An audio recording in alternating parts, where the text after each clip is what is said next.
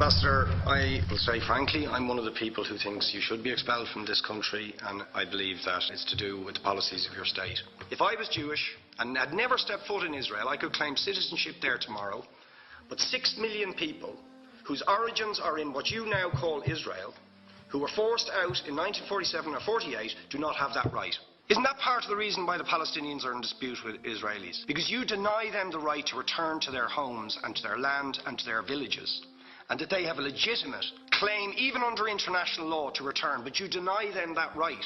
Why do you deny them that right? And why do you give that right to other people who have no connection whatsoever with the land, whether you call it Israel or whether you call it Palestine? Why do you continue to seize land if you're serious about Oslo and the two-state solution, which under that agreement is land designated to be Palestinian land? 500,000 people, most of which has taken place since Oslo. You allow that to happen. Why do you allow it to happen if you're serious about giving this land to the Palestinians? It's absolutely extraordinary. Are you not just taking us, Ambassador, for idiots? That you can say with a straight face, we're serious about peace, but while we're serious about peace, we're going to seize Palestinian land. And you expect the Palestinians to just sit back and do nothing about that. Now, you know what the Palestinian people have been asking for. Far less even than some people would ask for. Because I believe the whole apartheid system should be dismantled. But what they've asked for is to lift the siege of Gaza. Just to lift the siege of Gaza. Let them have an airport. Let them have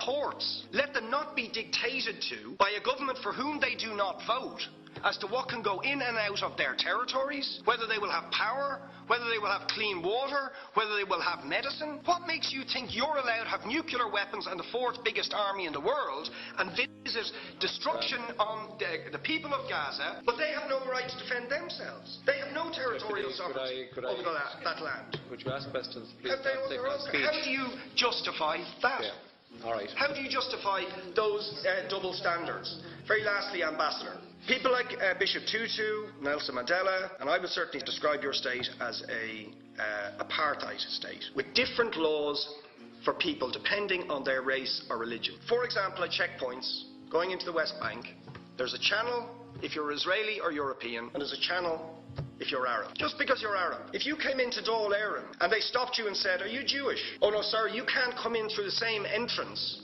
as Irish people or European people because you're Jewish, you would call that racism and apartheid. You practice that with your checkpoints and your military barriers and your apartheid wall. How can you justify